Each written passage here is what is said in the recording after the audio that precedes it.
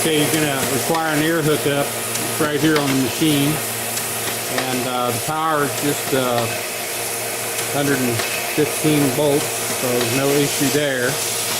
And then these are your main controls. Power on off.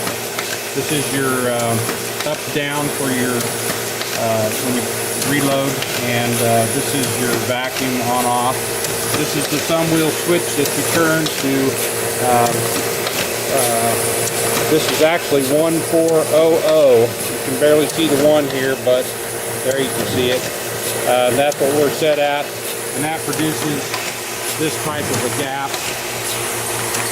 You could make that closer if you wanted to.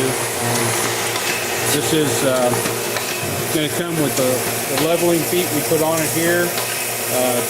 You should be able to match the UV coater height with the measurements that we were given. The encoder wire you see coming here. We're feeding this conveyor, which basically what we've done is just hook it up to the belt, and you're going to have to find some place on the UV coater to track the speed. So, but basically how it works is that this would imitate your UV coater, and if I reduce the speed down, the feeder follows. And if I speed it up, the feeder speeds up. Okay, so this is the plate that Tony sent us off of the coater, and it's just going to mount like it did before, and we've added these little blocks with the shoulder bolts, and basically the feeder is going to just set down on the shoulder bolts on both sides. So I do believe that this is the hole where the sensor was for the UV coater, so you put that back. And I've got you a couple tie wraps. They're going to come in a bag where you can hook your wires back up underneath this plate. You know, we thought first of all maybe we'd cut this plate out and do some modifications, but we think that this is going to work fine without doing anything to the integrity of the feed plate. So what we're doing is we're kind of setting above this surface for the thickness of that, probably 3/4 of an inch. So it's setting up here and dropping down.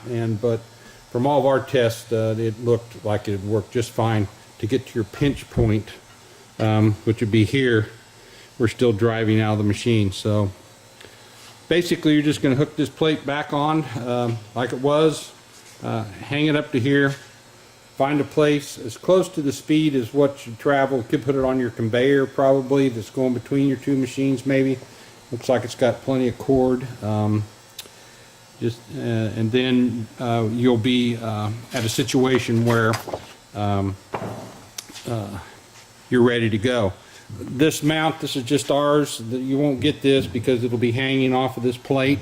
The balls that are in the infeed, we've got all steel balls in this one, and then the heavier balls down at the end of the second bar, and then the marbles at this end, because really where we need this second bar is just to keep the tail of the paper as it goes out over against the register end. Okay, this is your motor control board.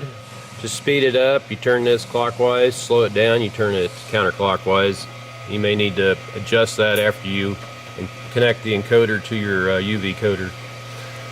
And you also have a 0 for when it's completely stopped, and then a fine adjustment. So the fine adjustment's on the left hand of these 3 knobs. Center's a 0 for completely stopped. Okay, and the right is the course adjustment for the motor speed. Motor speed, okay. These delays are, I believe, explained in the book.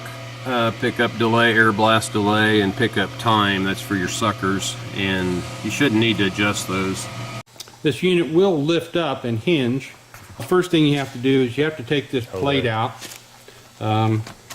which we put a little thing here, and then once you've got the plate out, then we'll hinge it up here and try to show you. So you take the plate out. You have careful, don't knock your balls out of there, they'll just easily come up, and then the latch is right here. So then, as you can see, we're up in the air, and you could get access to your UV coater here. Pretty self-explanatory as far as the feeder and the setup in the book. It'll be coming with it, and have any questions, just give us a call. Thanks.